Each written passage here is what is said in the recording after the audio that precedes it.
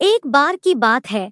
लालपुर गांव में तीन भाई सुरेश, महेश और राकेश रहते थे। उनकी आपस में बिल्कुल भी नहीं बनती थी और वो आपस में लड़ते रहते थे। उनके पिता की मृत्यु जब वे छोटे थे तभी हो गई थी। वह तीनों अपनी माँ के साथ रहते थे। वे अपनी माँ की खेती में मदद करते थे और अपने घर का गुजारा चलाते थे। एक दिन उनकी माँ बहुत बीमार हो गई। उनकी माँ ने तीनों भाइयों को बुलाया और कहा कि मैं शायद अब ज्यादा समय तक जिंदा न रह सकूं, लेकिन मेरी एक इच्छा है, क्या तुम उसको पूरा करोगे? तीनों भाइयों ने माँ की इच्छा के बारे में पूछा। माँ ने बोला, मैं यह चाहती हूँ कि तुम सब एक बड़ा घर बनाओ और साथ में रहो, तुम सब खूब तरक्की करो। उनकी यह बात सुनकर सुरेश ने बोला कि ठीक है माँ, हम आपकी इच्छा को पूरा करेंगे, लेकिन तुम बस जल्दी से ठीक हो जाओ। इसके बाद वह तीनों बाहर चले गए। बाहर जाकर महेश सुरेश से बोला कि तुमने माँ से यह क्यों बोला कि हम साथ रहेंगे? मैं तुम्हारे साथ नहीं रहने वाला। राकेश भी बोला, मैं भी तुम दोनों के साथ नहीं रहने वाला। तुम्हें माँ को सच बोलना चाहिए था। कुछ दिनों के बाद उनकी माँ की मृत्यु हो गई। इसके बाद तीनों भाइयों ने जो भी पैसा था उसको तीन भागों में आपस में बांट लिया। तीनों अपना अपना घर बनाने के लिए चल पड़े।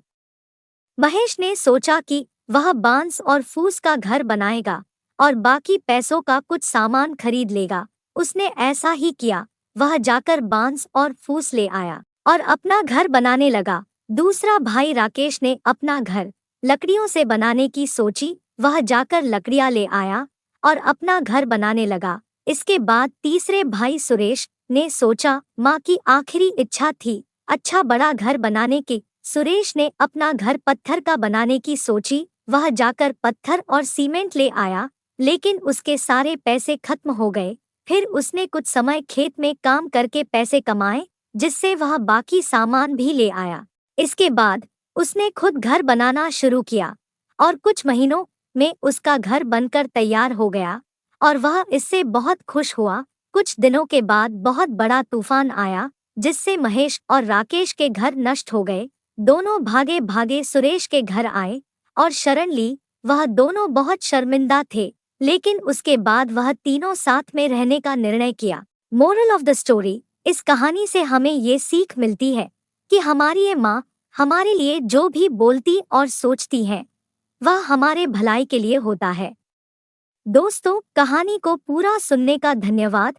कहानी अगर अच्छी लगी हो तो लाइक करें, कमेंट करें, अपने दोस्तों को शेयर करें और चैनल को सब्सक्राइब जरूर करें।